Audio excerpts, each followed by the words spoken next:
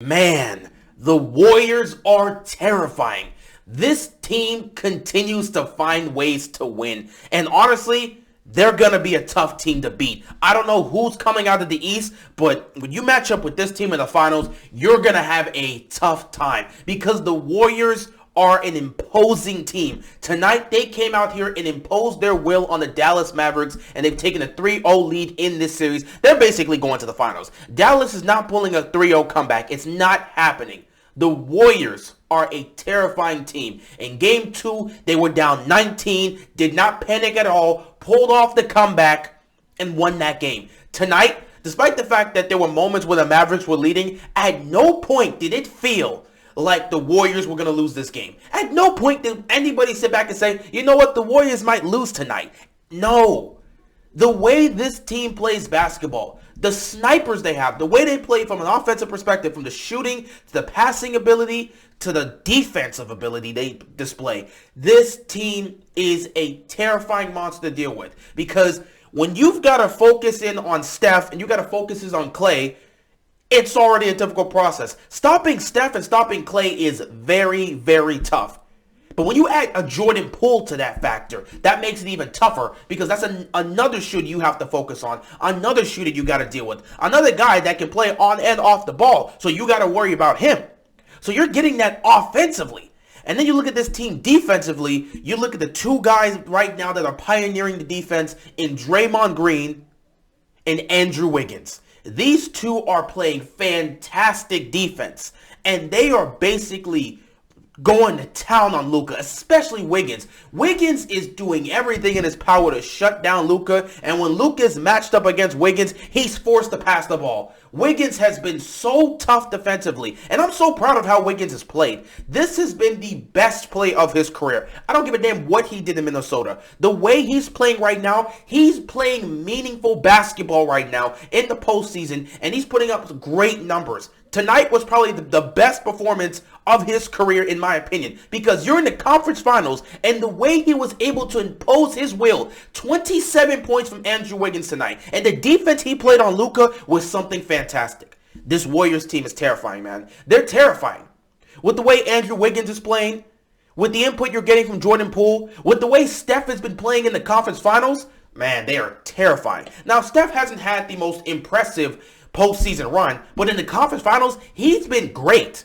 31 points from him tonight. You get 19 from Klay, who didn't shoot well, but you got 19 from Klay. You get 10 points from Jordan Poole, who didn't take a lot of shots. He got 10 points on 4 shots. And he made shots when he needed to. He's the one that hit the dagger to end this game when the Mavericks were going on a run to try and close this out and potentially tie it and either force an overtime or find a way to win. This Warriors team, man, the bodies they can throw at you and the way they're able to play. Looney didn't have the game he had in Game 2, but even he was somewhat of a force because him on the boards. Matter of fact, this entire team on the boards. Look at, oh my God. Looney had 12 rebounds. Wiggins had 11. They straight up out-rebounded the Dallas Mavericks. The Warriors had 47 rebounds in this game. The Mavericks had 33. They out-rebounded them. They shot better from the field and better from the three. They imposed their will left and right. It was crazy. This Warriors team is a terrifying team to deal with. Now, does that mean they're unbeatable? No, they're not unbeatable, but it's going to take a lot to beat them. And I'm looking at those two teams right now in the Eastern Conference, and the Miami Heat and the Boston Celtics. They have the tools to match up with this Warriors team and potentially beat them. But there's one thing to have the tools and another thing to actually be able to pull it off. Because at the end of the day, the Warriors know what they need to do. They know what they need to do to close out a game. No matter what the circumstance is, you see that championship experience come out. And it was happening again tonight. When they needed to close down the stretch, they did. When they needed to get this lead, the lead that the Mavericks had early on, when they needed to close it out, they did. Anytime the Warriors need to just get something going offensively and shut you down defensively, they do it. That's what makes them so terrifying. They have the bodies. They have the guys. Steph was doing whatever the hell he wanted to tonight. They couldn't stop him. Klay was not shooting well, but even he had his moments. He started getting it going in the second half. Andrew Wiggins Man, Andrew Wiggins, low-key, was the player of the game. Even though Steph was doing his thing, Andrew Wiggins was completely shutting Luka down. Luka couldn't do anything on him. When Luka was guarded by anyone else, Luka was making baskets. But when Wiggins was on Luka, Luka was forced to pass the ball. Similar to what happened in Game 2. The way Wiggins played defensively and the offensive explosion by him tonight with those 27 points, one being a beastly poster on Luka, this guy has been fantastic. I'm honestly looking at the Warriors and I'm trying to figure out what can a team do to the squad? What team can truly stop this squad? Miami has the tools. Boston has the tools. But can they put it together in a final series if they match up with them? Who can truly slow down the Warriors? I don't think anybody's going to be surprised if the Golden State Warriors go on to win the title. Hell, a lot of people believe they're going to. Now, for me, I picked the Warriors to get to the finals. Coming into the playoffs, I looked at them. I said they're healthy. A healthy Warrior squad is probably going to win the West because I didn't have much faith and trust in the Phoenix Suns, and nobody else in the playoffs really looked like they would stack up to what the Warriors were bringing. I like the Grizzlies, but again, they're a young team. They're still building. Timberwolves, I didn't believe in them. Nuggets, it was just Jokic. If they had MPJ and maybe Jamal Murray, maybe you could make some noise, but it was just Jokic. So there were other teams here, but honestly, nobody really stood out as the team I believe could match up with the Warriors in this Western Conference playoffs. The only team that maybe could have done something was Phoenix, but even then, I don't think Phoenix can match up with this team. If Phoenix was in the conference finals right now, maybe they get a game, but they're not beating the Warriors in the 7-game series. So I picked the Warriors to get to the finals. I'm not surprised to see them play like this. But man, when you watch them and you see how terrifying they are, what you have to do defensively is, for one, you're going to have to keep up with their guards, man. You got to deal with Steph, you got to deal with Clay, you got to deal with Jordan Poole. All three of these guys can shoot very efficiently and they can play on and off the ball. Well, I mean, Clay doesn't play more on ball. He plays off ball. But, he can play on ball if he needs to. But, man, you got those three guys that you have to chase around. And then you got to deal with Andrew Wiggins, who's making plays left and right. Then you got to deal with Looney down low, who's been a beast in picking up these rebounds. And when you switch it on the other side and you got to deal with them, defensively, you have to worry about a Draymond Green. You have to worry about an Andrew Wiggins. You got to worry about a Klay Thompson. Yes, Klay is not the defensive guy he was, before he suffered those injuries, but Klay can still play really good defense. So it just comes down to being disciplined and having the bodies to be able to keep up with these guys. Boston has it, Miami has it. But at the same time, while they do have it, how do you play down the stretch? Because Golden State, if they need to close out a game, they know how to close out the game. If Steph needs to get hot, he can get hot. If Klay needs to get hot, he can get hot. It's going to take a lot to beat this team. That's what makes them so terrifying. What they bring to the table offensively is terrifying. But what they can also do defensively is equally terrifying. They've been one of the best defensive teams in the league and one of the best defensive teams in this postseason. So dealing with them is going to be a challenge. They are truly a terrifying unit. And man, when they get to the finals, I don't know who's going to match up with them, be it Miami or Boston, but they're going to have a really tough time trying to stop these dudes. It's not going to be an easy feat. This Warriors team, man, they are truly terrifying. Whew. As for the Mavericks, there's not much I got to say tonight. Luka had another 40-point game. Really didn't matter. It really didn't matter. He had 20 in the fourth quarter, but it really didn't matter. Because at the end of the day, Luka's going to be Luka. He's going to get his. But what are you going to get from this team as a whole? Now, you got a good 26 points from Spencer Dinwiddie. Dinwiddie was the guy that was coming alongside Luka. He needed somebody to help him out. And Dinwiddie did show up. So credit to him. He helped him out. Brunson, you got 20 points from Brunson. He actually had a relatively good game. He was doing well. The overall, what killed the Mavericks' chances tonight, what killed them overall in total in terms of winning this game was their three-point shooting. And you got to look at the main two guys. I look at Kleber and I look at Bullock. What did they give you? Between the two of them, they were 0 of 12 from the three and 0 of 15 from the field. Neither one of these guys scored. 25 minutes from Kleber, he gives you 0 points on 0 of 5 from the field and 0 of 5 from 3. Then you got Bullock, who plays 40 minutes, and he gives you 0 of 10 from the field, 0 of 7 from the 3, 0 points. You're not going to win like that. You're not. 0 points? You get 0 points from this guy. You're not going to win like that. You're not. You're not.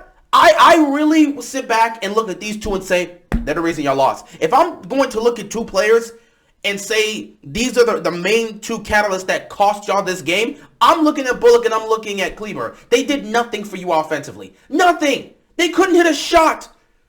And with Kleber, for him, he was just hesitating far too many times. He had a couple good looks and he would hesitate. And on one of the situations, he hesitated and he ended up stepping out of bounds because he said he was open for 3 and he decided to drive for no reason. He hesitated, stepped out of bounds. That's another turnover. Bullock couldn't buy a basket. He couldn't buy a basket. He was bad from the field. He was bad from 3. He could not buy a basket. He didn't even hit the free throw he shot. He shot a free throw. He hit nothing. He couldn't hit a basket tonight. When you get 40 minutes from Bullock and he gives you 0 points in a crucial game 3, what do you do with that? There's nothing you can do. There's really nothing you can do. This was a really tough shooting performance by this Mavericks team, but ultimately, they just don't have enough to compete with the Warriors. I mean, Luka's doing whatever he can. He wasn't bad. 11 from 23 from the field isn't bad. 40 points is great. He had 11 rebounds as well. He was doing what he was doing whatever he could. But when you're getting 0 points from Bullock and he plays 40 minutes, what are you going to do? You get 26 points from Dinwiddie and you get 20 from Brunson. You would think that would be enough, but no. If you're going to get 27 points from Wiggins and 19 points from Klay Thompson, what are you going to get with that? To go alongside Steph's 31? How do you win that? If you're getting 31 from Steph, you're getting 19 from Klay, you're getting 27 from Wiggins, how do you win? How do you win? Another thing, too. Luka is fantastic offensively, but he's doing nothing for you defensively. He can't stay in front of anybody. I cannot tell you how many times Curry got past him. He can't stay in front of anybody. And that's where it becomes an issue for the Mavericks defensively. Luka is so great offensively, but he provides you nothing defensively. Now, we already knew this. The Mavericks have done a relatively good job in hiding the fact that Luka's not a great defender at all. But against the Warriors, you're not going to be able to hide that. If you can't play defense, the Warriors will expose that. They will. If you can't play defense, they will expose it. They've got the guys to. If you can't play defense, you're not going to be able to keep up with Steph. You're not going to be able to keep up with Klay. You're not going to be able to keep up with Wiggins. You're not going to be able to keep up with Poole. You're not keeping up with those guys if you can't play defense. Luka can't stay in front of anybody. He can't. He's not fast enough. So that becomes an issue. If he's not doing well defensively, and it's not like he's doing bad offensively. He was doing okay offensively. But if he's not doing well defensively, and at the same time, you're not getting anything from your shooters, what do you do with that? You're not hitting threes, you're missing open looks, and Luka's not doing anything for you defensively. How do you win a basketball game against a team like the Warriors when this is happening? Luka can't do it. He can't stay in front of anyone. He's not doing anything well defensively. And at the same time, on the other side of the ball, offensively, you're getting 0 points from Bullock. You're getting 0 points from Kleber. They can't hit the side of a barn. They're missing all their shots. What do you do with that? What do you do with that?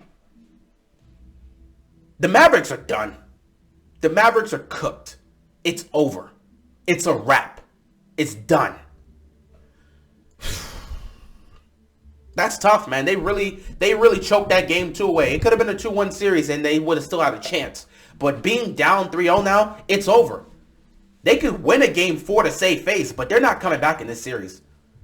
Golden State's not about to lose 4 straight games. It's over for the Dallas Mavericks. It's done.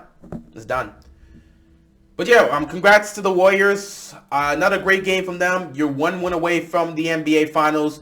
You probably will be looking to close it out when you match up with them in Game 4, which will be, Tuesday? So this series looks like it's going to be a quick one. I thought it could at least go to 6 because I thought the Mavericks will get a couple, but it looks like it's about to be a sweep. You know, they blew it in Game 2, so it's about to be a sweep. With that being said, congrats to the Warriors. Curry looked great. Klay made an impact. You had some great baskets from Poole at the end of the game to really hold on to that lead. But Andrew Wiggins, for me personally, Andrew Wiggins is the play of the game because the way he played offensively and defensively was much needed. Andrew Wiggins had, honestly, in my opinion, that was the best game of his career. With that being said, that is all I got to say. Best of luck to the Mavericks, man. Good luck with Game 4. It is what it is. That's all I got, and I'm out of here, man. Peace!